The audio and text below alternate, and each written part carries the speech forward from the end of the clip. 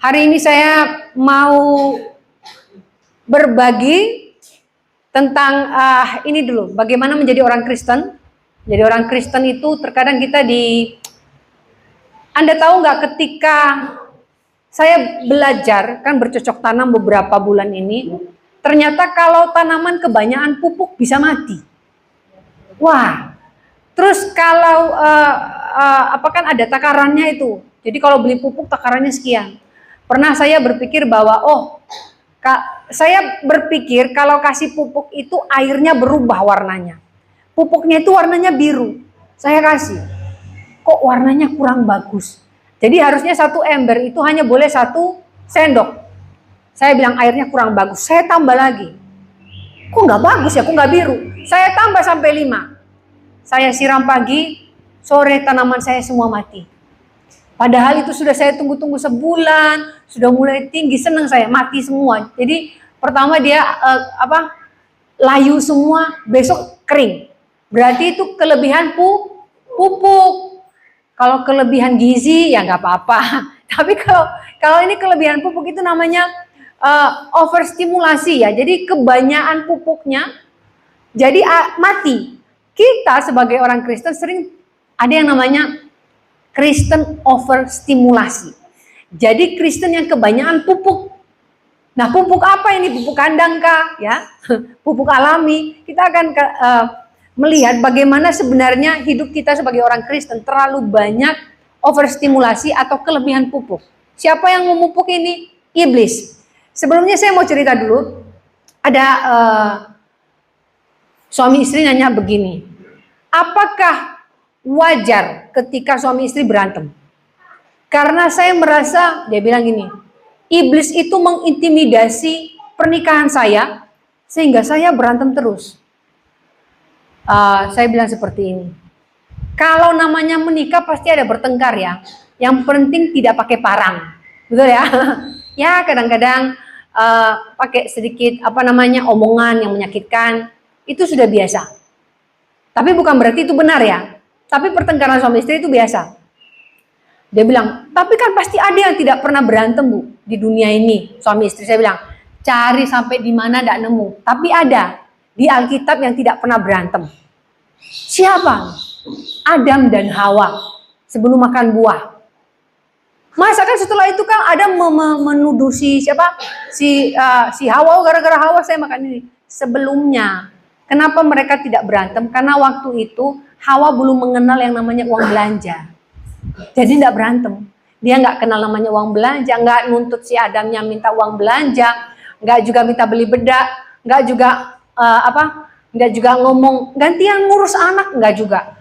Nah itu nggak pernah berantem. Baru berantem setelah makan buah pengetahuan. Berarti itu namanya overstimulasi. Mulai ada pupuk pengetahuan, tapi pengetahuannya itu apa? Membawa yang baik atau yang tidak. Jadi hari ini saya akan berbagi bagaimana menjadi orang Kristen yang overstimulasi. Jadi kebanyakan pupuk nih orang Kristennya. Kita baca dulu Matius 15 ayat 19. Matius 15 ayat 19. Sama-sama ya. Matius 15 ayat 19. 1, 2, belum nemu.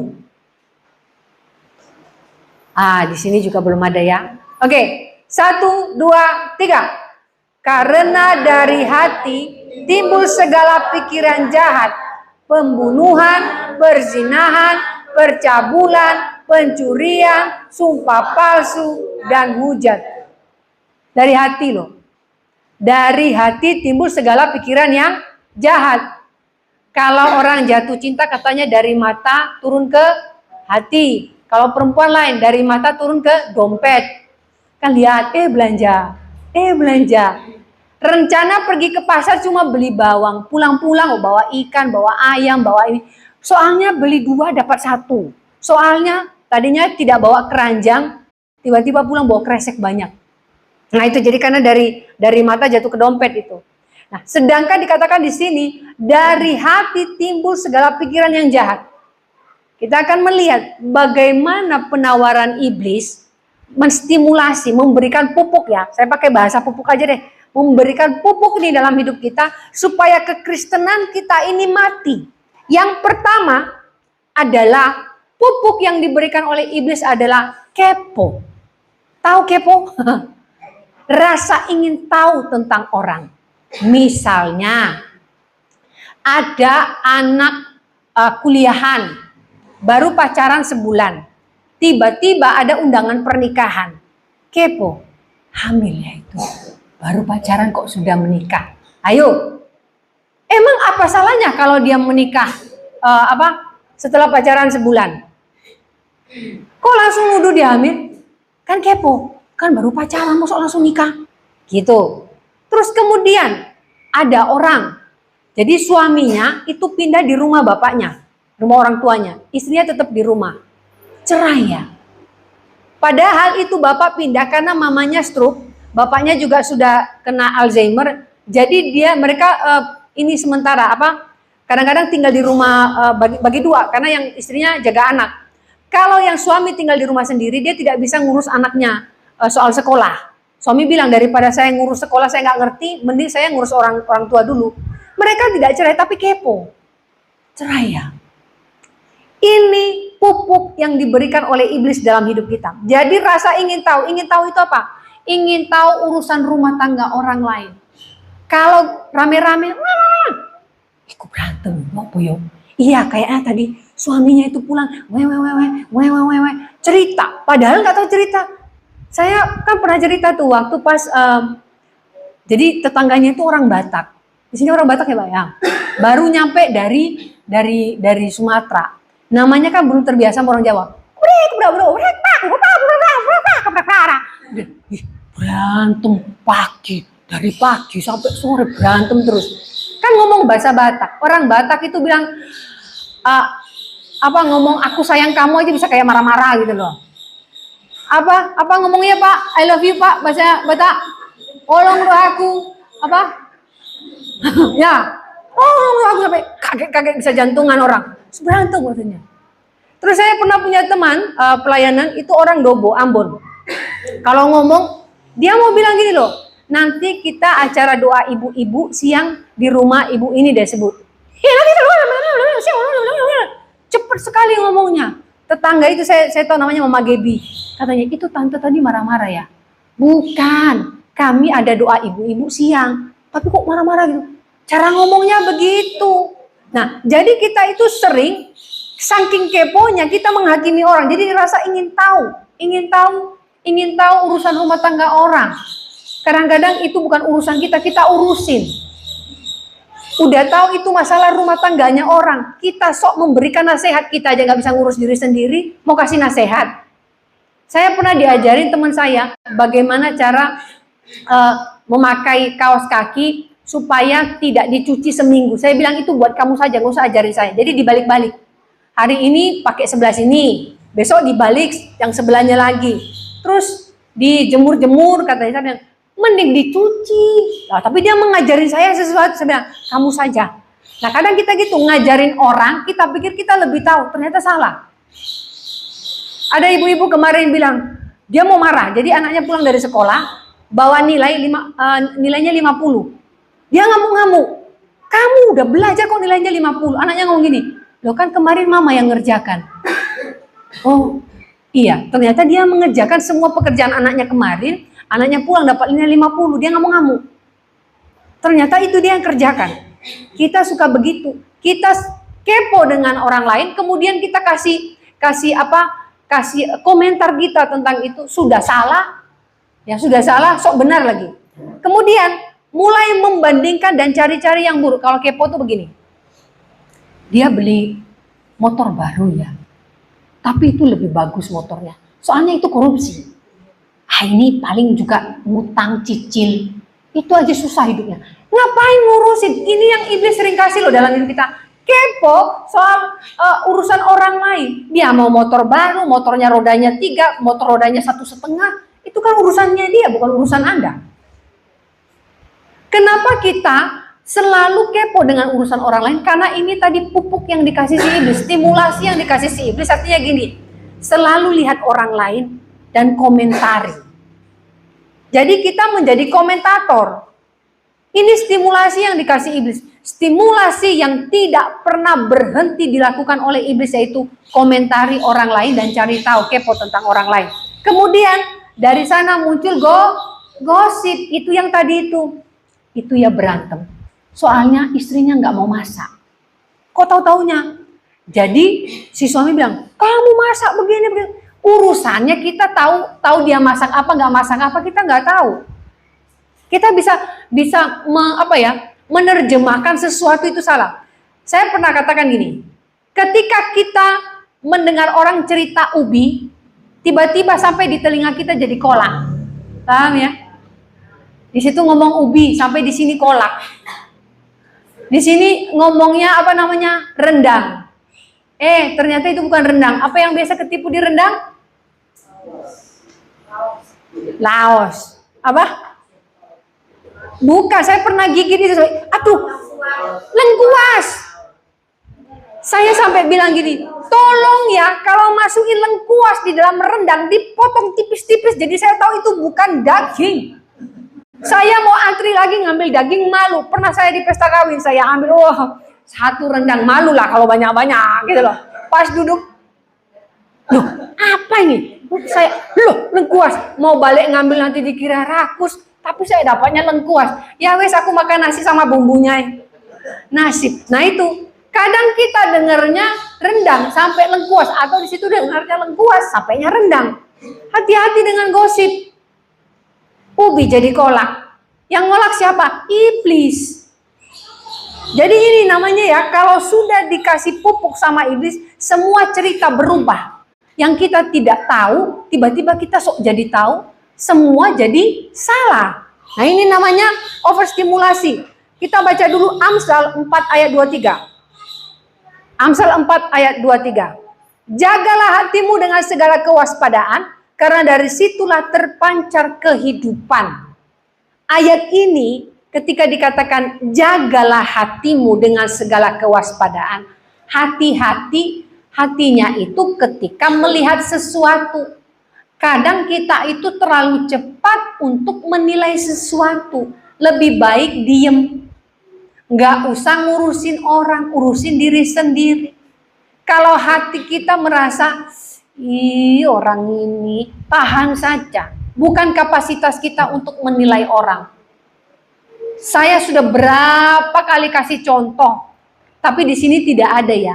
Kalau ketemu jemaat di dalam gereja, masuk gereja, celananya cingkrang sebelah, jangan dilihati terus.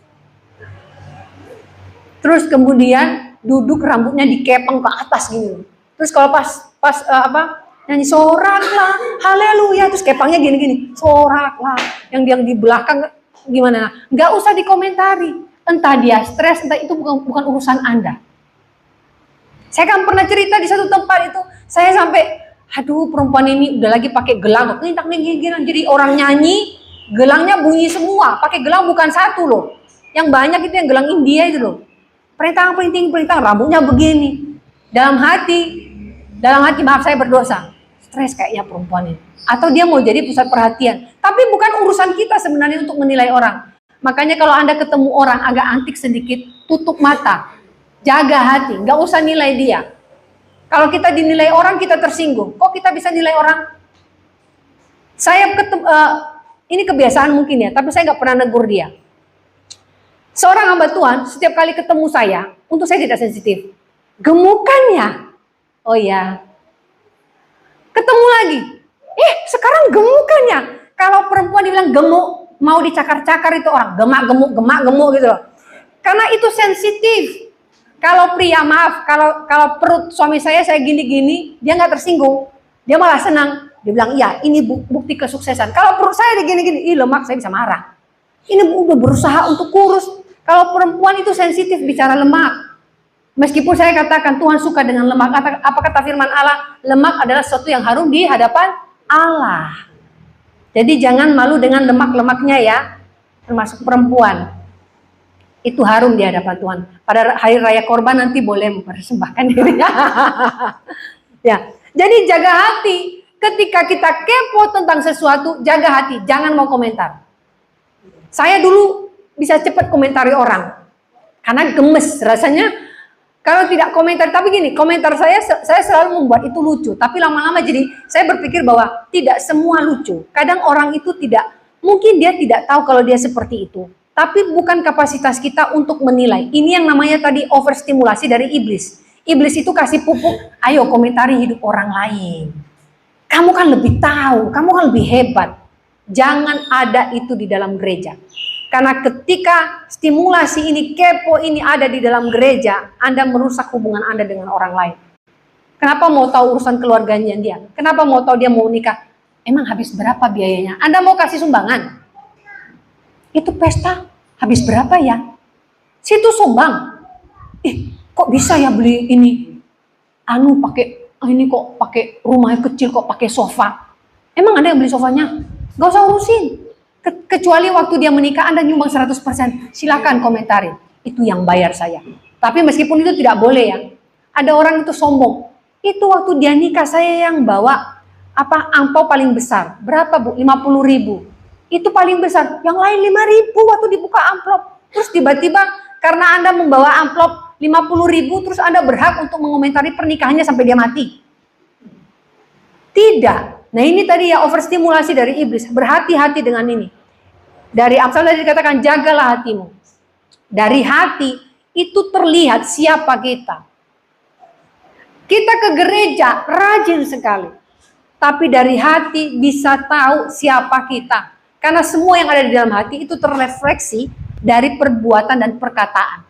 Tidak mungkin orang yang hatinya penuh dengan hal yang buruk, tiba-tiba mulutnya bisa manis. Bisa ketahuan kok. Kalau manis tapi hatinya buruk bisa ketahuan. Karena itu terpancar dari wajah. Terpancar dari attitude-nya, sikapnya. Yang kedua, apa pupuk yang dikasih oleh si iblis? Pupuk yang pertama tadi kan kepo ya. Pupuk yang kedua itu sensi. Sensi, kalau bahasa baper ya. Nah, baper, sensi. Jadi semua diterima dengan negatif. Ada orang datang, dia sakit, ibu ini sakit. Kemudian ada orang bawa kayak kalau di desa itu kan kadang kalau mengunjungi orang ada yang bawa beras ya. Tapi berasnya itu kayak formalitas ya, saya tidak tahu apa namanya. Jadi dikasih kayak dibesek gitu ya, atau apa, beras, terus dikasih uang di atasnya. Tersinggung. Kamu pikir aku miskin, kamu bawa beras? Orang kalau datang untuk waktu saya tanya, kenapa harus bawa beras? Kita ini kebiasaan seperti budaya ya. Kalau mengunjungi orang itu nggak bawa apa-apa kok kayaknya tidak gitulah. Kayak tidak ada etika, nggak, orang ini udah budaya. Jadi kalau kita bawa beras itu hanya berapa, mereka sebut itu berapa apa ya? Teko ya, atau berapa ini saya nggak tahu. Itu hanya formalitas kita untuk menghargai dia. Tapi orang ini yang tinggal di sana itu karena dia tidak tahu budaya, dia tersinggung. Kamu pikir saya nggak bisa beli beras? Saya cuma sakit. Waktu COVID kejadian lalu itu loh. Saya cuma sakit. Saya sudah sembuh dari COVID. Anda bawa beras. Anda pikir saya nggak bisa beli beras? Yang bawa beras itu sampai diam, nggak bisa ngomong apa-apa. Padahal hanya mau mengunjungi. Itu sensitif karena dia merasa tersinggung dikasih beras segitu. Kalau dibawa sekarung dijualnya nanti kan nggak enak gitu. Tersinggung, sensi. Kemudian yang paling parah di gereja, pendetanya tidak kenal siapa dia, tiba-tiba pendetanya khotbah pas kena dengan hidupnya. Pulang-pulang ngamuk, itu pendeta itu tadi sengaja nyindir saya. Dari mana? Gini, terkadang kita mendengar khotbah, kalau itu pas dengan kehidupan kita, berarti Tuhan sedang menegur kita. Tuhan sedang mengingatkan kita, jangan tersinggung sama pendeta. Kecuali pendetanya bilang, maaf, jangan gini. Ini Pak Obed, kemarin dia mencuri ayam orang, misalnya begitu. Itu kan langsung to the point saya bilang begitu ya. Ya itu tidak benar, itu bukan khotbah namanya. Karena mimbar itu dipakai untuk memberitakan kebenaran firman Allah. Bukan untuk menghakimi orang. Mengingatkan orang Kristen bagaimana hidup benar. Jadi jangan tersinggung, jadi semua sensi, semua baper. Sensi ini adalah salah sangka dengan perkataan orang atau perbuatan orang. Makanya seperti yang saya bilang tadi, gemukan ya. Ya kalau saya berpikir itu pujian, berarti saya gizinya cukup. Saya nggak kurus. Ya dong. Kurusannya, orang-orang kalau sensitif itu dibilang gemukannya. kurang ajar, gemuk. Dia bilang, kurusannya, pikir kita kurang makan apa? Salah. Terus ngomong apa? Dibilang kurus, gak mau. Dibilang, menggembung ya, pelipar lagi. Lu pikir gue balon apa? Lah, semua salah. Kayak dibilangin, ini cantiknya. Alah, gak pernah muji aja tiba-tiba ngomong cantik. Pasti ada maunya. Oh, jeleknya, kurang ajar kamu pikir. Jadi semua salah. Apapun perkataan orang, salah. Sensi. Perbuatan orang juga kita sensi. Misalnya, saya pernah cerita ini toh. Waktu saya setelah pelayanan, saya ke toilet. Saya tidak tahu apa yang terjadi. Seminggu kemudian ada ibu-ibu bilang gini, oh kamu ini sombong, ketemu di toilet, saya sapa kamu langsung pergi aja. Iya Bu, saya tidak tahu Iya, saya bilang, Lori, terus kamu pergi aja. Saya tidak tahu, karena itu toilet, dan waktu itu kan saya harus pimpin pujian jam 11. 5 menit sebelum jam 11, saya ke toilet dulu. Saya buru-buru untuk ke belakang ini lagi, ke belakang mimbar untuk persiapan. Dia ternyata seminggu tuh tersinggung sama saya, hanya gara-gara saya langsung pergi ke gereja, masuk gereja dari toilet. Perbuatan saya dianggap tidak menyenangkan. Padahal saya tidak tahu. Dia sudah benci saya selama seminggu, dianggap saya sombong. Misalnya seperti itu loh ya. Atau orang ini lagi ada masalah.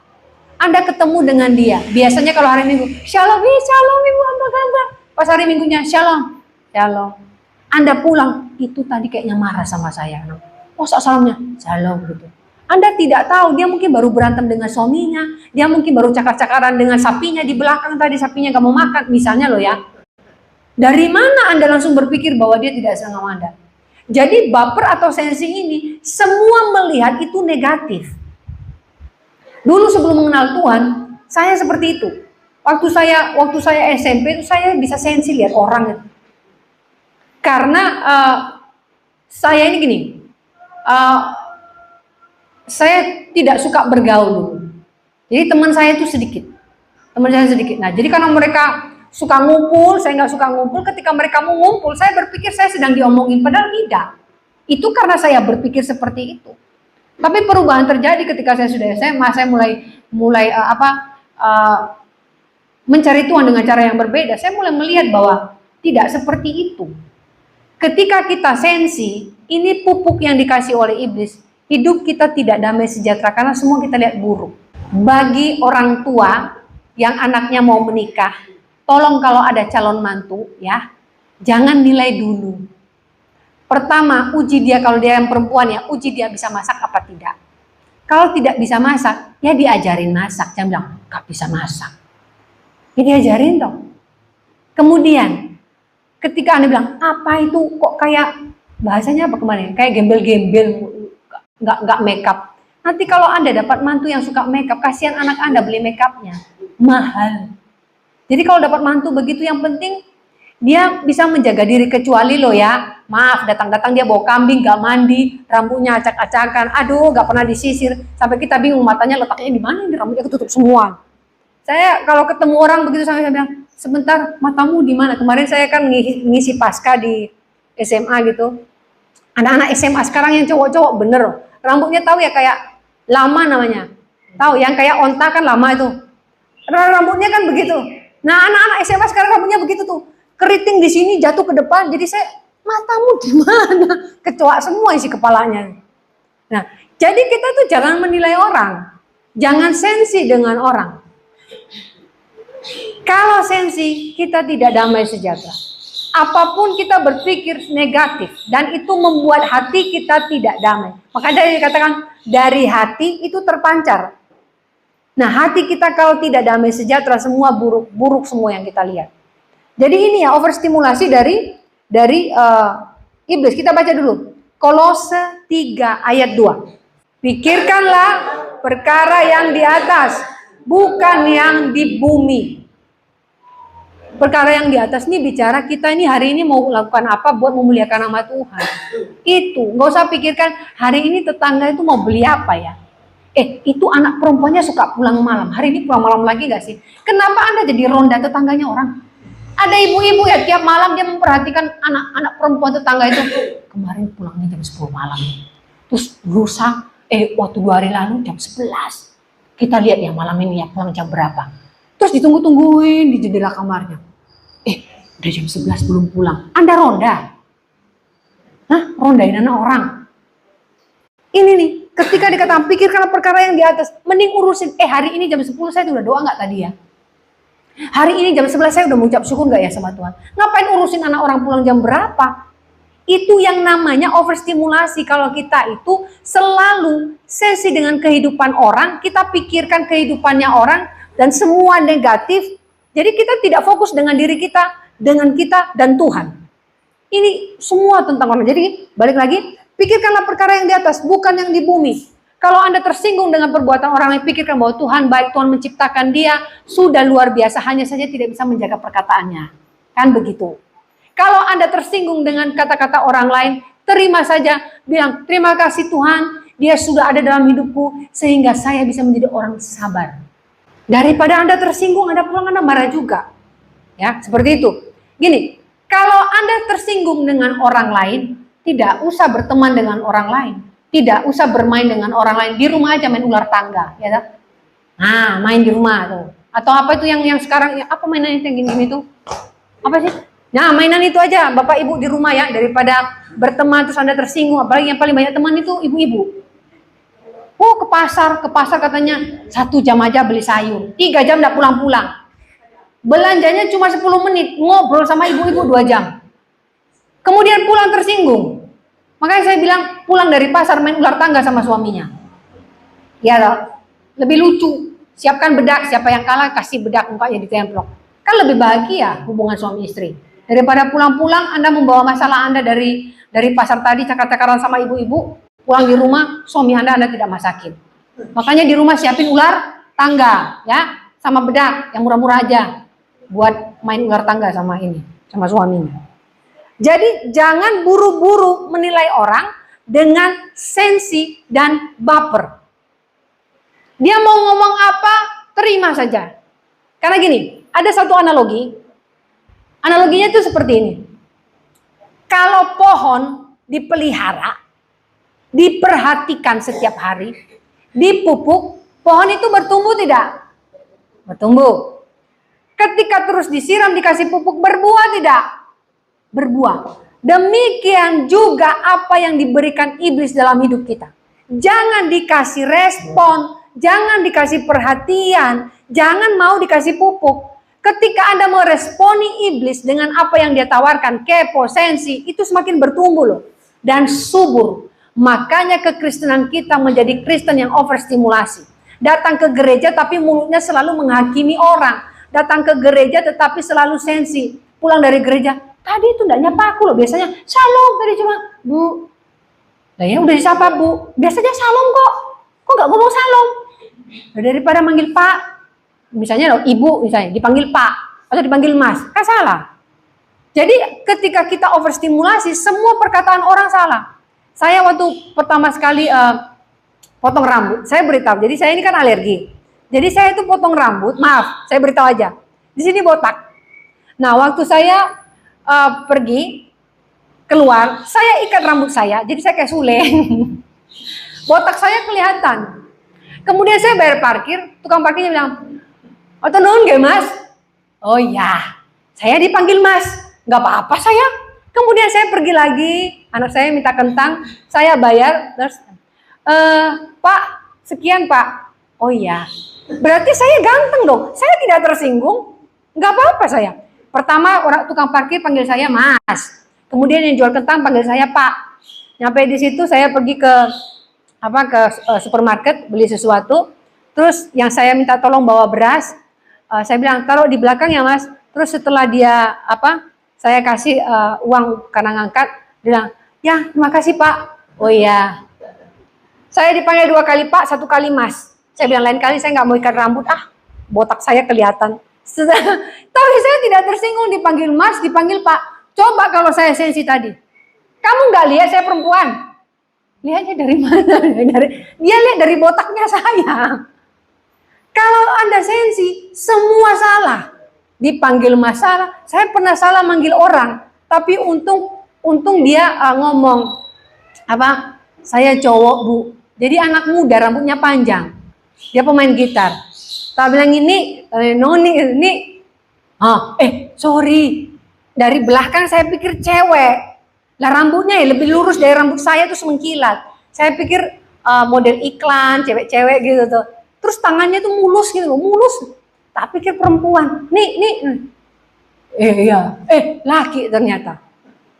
Tapi dia kan tidak tersinggung karena memang, ya makanya saya bilang ya, kalau kita sensi, semua jadi salah. Jadi bukan satu kali, dua kali saya dipanggil Pak, dipanggil Mas. Apa saya tersinggung? Tidak. Toh tidak mengubah bahwa saya ibu-ibu. Toh tidak mengubah bahwa saya perempuan. Demikian juga ketika orang bilang, Anda akan miskin. Toh, tidak mengubah kalau Tuhan membuat saya kaya. Oh, Anda akan penyakitan, anak Anda tidak sukses. Tidak akan mengubah rencana Tuhan bahwa anak saya akan sukses. Tidak akan mengubah bahwa pernikahan saya akan diberkati. Ketika ada orang bilang pernikahanmu nanti ya pasti tidak sukses. Soalnya begini, begitu. Ya terserah dia yang ngomong, kan bukan Tuhan yang ngomong. Jadi apapun perkataan orang, baik itu yang buruk, baik itu yang baik, terima semua dengan baik. Karena ketika kutuk disampaikan ke kita, kita terima dengan ucapan syukur, itu akan berubah menjadi berkat. Karena kita tahu, perkataan orang tidak akan mengubah berkat Tuhan dalam hidup kita. Dia mau bilang kita apa, terserah dia. Yang penting apa kata Tuhan. Ini yang kedua. Nah, kita masuk kepada yang ketiga. Nah, tapi yang sebelum masuk ke yang ketiga ini gini, yang sensi itu gini terkadang. Ada beberapa orang berpikir bahwa dia paling tidak suka ketika kalau ada orang baru cari dia kalau membutuhkan. Di sini ada nggak begitu? Jadi dia dicari orang, temennya itu kalau pas butuh. Tapi kalau pas nggak butuh, nggak nyari. Pinjam dulu 100 sih saya. Setahun nggak ada kabar tiba-tiba. Iya apa kabar, lama nggak jumpa. Kemarin tiba-tiba ada satu anak. Long time no see, lama nggak jumpa. Udah 3 tahun anak ini nggak nyapa saya. Dia masih ya anak muda. Iya, apa kabar? Oh baik, saya bilang. Ya ternyata ada permintaan sesuatu. Oh ya, untung dia minta bahan teologi ya. Udah nggak apa-apa lah bahan teologi. Tapi setelah 3 tahun kok baru nyapa, lama nggak ketemu. Nah kadang kita tersinggung dengan orang-orang seperti itu. Jadi gini, kita ini terkadang kayak pemadam kebakaran. Ditelepon saat dibutuhkan. Kalau ada kebakaran baru ditelepon. Abang-abang pemadam kebakaran itu bilang, kita ini nasibnya ya, baru dipanggil kalau ada kebakaran. Terkadang kita berharap ada kebakaran setiap hari kan, tapi gak baik ya. Tapi kebakaran tuh jarang-jarang. Nah kita itu kadang seperti itu, dicari orang kalau perlu. Jangan tersinggung. Masih untung dicari daripada gak dicari. Ya toh? Ya. Yang ketiga adalah, apa pupuk yang diberikan oleh iblis? Ambisi. Tapi ambisi ini ada 2. Ambisi ada yang positif, ambisi ada yang negatif. Jangan salah paham soal ambisi lo ya. Ambisi tidak salah, ambisi itu baik. Ambisi untuk menjadi sukses boleh. Ambisi untuk menjadi suami yang baik boleh. Ambisi untuk menjadi istri yang cantik boleh, cantik dari dalam dulu ya. Apapun itu, Anda pengen apapun baik. Tetapi kalau ambisinya sudah negatif, ini yang keliru. Nah ini overstimulasi dari iblis. Apa yang pupuk yang diberikan oleh iblis tentang ambisi kepada orang Kristen? Seperti ini. Dia akan melakukan segala cara untuk dipuji. Nah, dia ambisi untuk mendapatkan pujian. Lucifer jatuh dari surga itu kan apa? Pengen pujian yang harusnya buat Tuhan. Beberapa kali, setiap kali saya training worship, saya selalu bilang sama para pelayan, ketika Anda mau melayani, jangan cari pujian untuk diri Anda sendiri. Saya beberapa kali pernah lah ke gereja. Saya bisa melihat ketika orang yang bermain musik dan kemudian dia pimpin pujian itu benar-benar membuat Tuhan. Tapi saya juga pernah lihat, maaf loh ya, dia pimpin pujian kayak ulet bulu. Tahu ulet bulu? Saya bilang, lagunya mana? Jogetnya lebih banyak itu. Weh, puji Tuhan. Weh, saya bilang, hahe, saya kaget-kaget. Jadi dia bingung sama hahe, terus joget terus. Apa yang ingin dia sampaikan sebenarnya? Ketika memimpin pujian, tolong gak usah teriak, hahe. Kalau ada yang jantungan mati di tempatmu, mending puji Tuhan. Ada yang begitu. Jadi dia ingin menunjukkan siapa dirinya, pamer. Setelah itu saya bilang sama itu waktu itu memang anak muda ya, acara anak muda. Saya bilang pendetanya, itu tadi pemimpin pujian atau mau main reok? Kenapa? Hoi, ha, hoi, ha, hoi. Saya yang di depan. Ini pimpin pujian ribut saja, lagunya nggak ada. Yang sibuk nyanyi itu singernya. Terus setelah itu dia, sebentar. Oke, tepuk tangan dulu, tepuk tangan di atas kepala, udah tepuk. Terus dia ketawa, ini apa? Jadi dia ini ingin menunjukkan bahwa dia lucu, dia ingin semua perhatian ada ke dia. Ambisinya untuk menjadi pemimpin pujian keliru. Dia mau perhatian itu untuk dia. Kalau mimpin pujian itu bawa jemaat masuk dalam hadirat Tuhan, menikmati puji-pujian dan penyembahan. Ribut saja, Dulu saya ketika mimpin pujian, jadi ada satu jemaat itu dia kepengen jadi singer. Akhirnya saya dengan pendeta waktu itu kita bilang ya sudah, kita kasih dia kesempatan. Saya beritahu ya, saya kan worship leader di sini. Dia di depan saya di sini. Jadi kalau saya ngomong itu lagu-lagunya apa ya? Pokoknya contoh gini. Soraklah, haleluya, haleluya. Soraklah, haleluya. Saya sampai jadi dia eko, tahu eko ya? Jadi dia mengulang-ulang apa yang saya omongin. Lama-lama dia di depan saya sampai gini. Saya sampai gini. Nah, terus kan kalau di sana itu kan pakai ada stand mic. Sampai stand mic-nya itu sampai begini loh. Dia pegang, saya bilang, aduh. Setelah itu ditegurlah dia sama pendetanya, tersinggung. Saya enggak suka sama kamu, dia sebut nama pendetanya. Dan dia panggil pendetanya bukan Pak loh, sama nama langsung. Saya tidak suka kamu, misalnya Pak Obed ya. Saya tidak suka kamu Obed.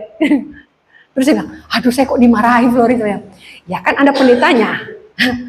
Nah itu ya nasib jadi pendeta juga Pak ya. Jadi kalau terkadang dia diberitahu bukan kapasitas Anda ya, bukan panggilan Anda untuk jadi singer, tapi karena mau ambisi mendapatkan perhatian, saya yang jadi worship leader itu bingung, kenapa Anda di depan saya? Jadi saya minggir, dia sini lagi, saya minggir. Lama-lama kami singer itu 3. Kami bertiga di sini, dia sendiri di sana konser. Nah ini saya katakan orang yang punya ambisi itu dia mau semua perhatian ke dia. Di gereja jangan ada yang seperti itu. Biar Tuhan yang dipandang, bukan kita. Kemudian ambisi ketika bekerja, jangan ambisi jadi kaya. Ambisilah untuk jadi sukses. Karena sukses itu apa bedanya dengan kaya? Sukses itu adalah dia punya kurva yang terus naik. Itu namanya sukses. Kalau kaya beda. Kaya sekarang besok miskin, ya Bang. Itu bukan sukses. Jadi lebih baik punya ambisi menjadi sukses. Karena kurvanya sukses itu ke atas. Makanya terus berdoa dengan ucapan syukur. Terus sukses adalah dia bisa naik tangga pertama, tangga kedua, tangga ketiga, tangga keempat. Itu sukses. Tapi kalau kaya, miskin. Kaya, miskin. Itu namanya kayak orang ingus gak punya tisu. Terus keluar lagi, ditarik. Gitu.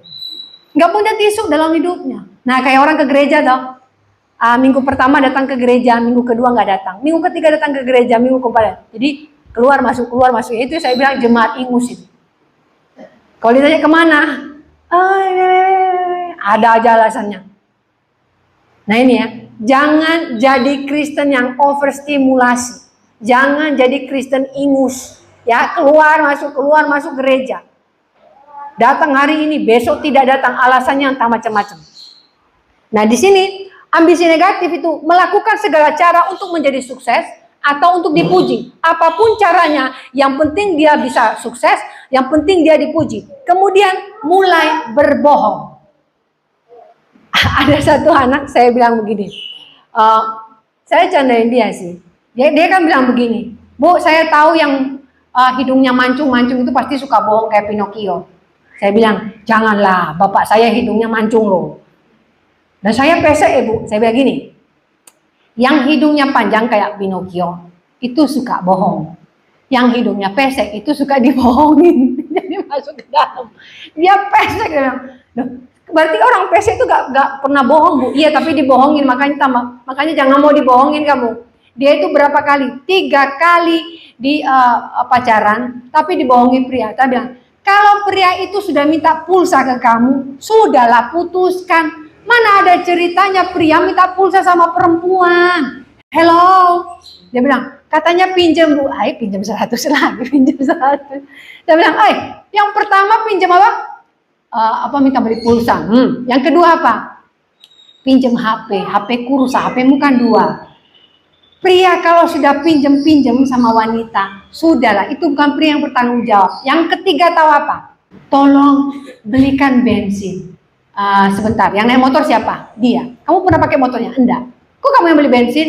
Buat kerja. Nah, dia kerja dapat gaji nggak? Dapat. Kenapa dia nggak pakai gajinya buat beli bensin? Kirim ke ibunya katanya. Masa bensin motor aja 10.000 dia nggak bisa? Iya. Dan benar. Dia hanya dimintain uang sama pria-pria itu. Nah ini ya, jadi kita bicara ambisi negatif, itu terkadang berbohong. Jangan berbohong untuk mendapatkan pujian. Jangan berbohong untuk bisa menjadi sukses. Makanya ada koruptor, karena berbohong. Lebih baik ya, kita bisa makan apa yang Tuhan kasih, tapi kita diberkati Tuhan. Daripada Anda memakan sesuatu, itu bukan dari berkat Tuhan, Anda keliru. Kita baca dulu dalam Kolose 3 ayat 2. Kolose 3 ayat 2. Pikirkanlah perkara yang di atas, bukan yang di bumi. Ini saya ulang lagi ya, yang tadi. Jadi ayat ini juga selaras dengan ambisi negatif tadi. Pikirkan hal yang di atas ini bicara tentang bagaimana kita itu fokus dengan apa rencana Tuhan. Ambisi boleh. Di Amsal kan mengatakan sia-sia rencana manusia kalau tidak ada Tuhan di dalamnya. Jadi hari ini belajar untuk punya ambisi tetapi yang positif, supaya kurva kita tetap naik ke atas. Milikilah ambisi bukan untuk dipuji, tapi lakukan untuk memuji Tuhan, memuliakan nama Tuhan. Dan analogi pohon tadi saya katakan bahwa analogi pohon ini adalah ketika Anda memberikan perhatian kepada semua perkataan iblis, maka perkataan itu akan bertumbuh dalam hidup Anda, dan ini yang membentuk pribadi Anda. Hati-hati. Hati-hati memupuk rasa kepo. Hati-hati memupuk rasa sensi. Hati-hati memupuk ambisi. Kalau salah, itu membentuk Anda menjadi Kristen yang overstimulasi. Jadi 3 hal ini. Nggak usah urusan orang lain, urusi diri sendiri bagaimana kita di hadapan Tuhan. Nggak usah sensitif dengan perkataan orang lain. Terserah dia mau ngomong apa, karena perkataannya tidak akan mengubah penilaian Tuhan terhadap kita. Dan yang ketiga adalah ambisi. Miliki ambisi yang positif. Dan saya percaya jemaat di tempat ini, pertumbuhan kita akan semakin pesat dalam iman kita ketika kita menjadi Kristen yang hidup dalam kebenaran firman Allah, bukan hidup dari stimulasi iblis tadi. Jangan dipelihara. Kalau tahu kita sudah mulai kepo, sudah mulai sensi, sudah mulai punya ambisi negatif, segera berhenti.